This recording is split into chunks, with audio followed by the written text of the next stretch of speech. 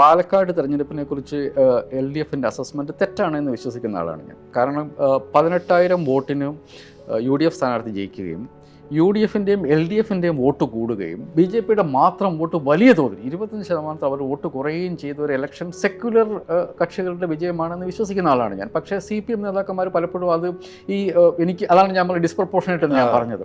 ഈ ജമാഅത്തെ ഇസ്ലാമി SDP പ്രകടനം നടത്തി എന്നുള്ളത് കൊണ്ട് ആ മണ്ഡലം അറിയാവുന്ന എല്ലാവരും പറയുന്നു അവിടെ 5,000 താഴെയാണ് ഇവരുടെ വോട്ട് എന്ന്. അതുകൊണ്ടൊരു പക്ഷേ അതിനൊരു പൊസിഷനുണ്ട്. അത് ആ പൊസിഷൻ എന്നുള്ളത് ഇസ്ലാമിസ്റ്റ് പൊളിറ്റിക്സിന് കേരളത്തിൽ സ്പേസ് ഇല്ല എന്ന് ഉറപ്പിച്ച് പറഞ്ഞുകൊണ്ടിരിക്കുകയാണ്. UDF അത് പറയുമോ എന്നുള്ളതാണ് എൻ്റെ ചോദ്യം. UDFിൻ്റെ ഘടകകക്ഷിയായ ഇന്ത്യൻ യൂണിയൻ മുസ്ലിം ലീഗ് നിലനിൽക്കുന്നത് കൊണ്ടാണ് ഇവിടെ ഇസ്ലാമിക് പൊളിറ്റിക്സിന് വലിയ പ്രാധാന്യമില്ലാത്തത്, എസ്റ്റിമിസത്തിന് പൊളിറ്റിക്കൽ ഇസ്ലാം വരാത്തത്. ആ കാര്യത്തിൽ മുസ്ലിം ലീഗിനെ നമ്മൾ അംഗീകരിക്കണം, തർക്കമില്ല. അത്തരം കക്ഷികളെ ഒന്നും ഞങ്ങൾ അതുകൊണ്ടാണല്ലോ നമ്മൾ അവരെ ഒന്നും അധികമായി പ്രോത്സാഹിപ്പിക്കുന്നില്ല.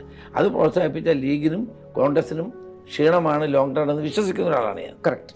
അങ്ങനെ ഒരു പൊസിഷൻ UDFിനും കോൺഗ്രസിനും ഉറപ്പായിട്ടുണ്ടാവുക. അതെയോ കാരണം CP ജോൺ പറഞ്ഞാൽ ഞാനെന്ത് മറുപടി പറയാൻ? അല്ലാതെ UDFിൽ അല്ല, CP ജോണിന്റെ ഇത് മനസ്സിലാവാത്ത ആളല്ല CP ജോൺ.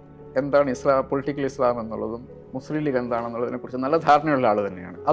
അതിനൊരു ക്ലാരിഫിക്കേഷൻ, ഒരു ക്ലാരിറ്റി UDF വരുത്തേണ്ടതില്ല എന്നുള്ളതാണ് എൻ്റെ ചോദ്യം. അത് നമുക്ക് നോക്കാം.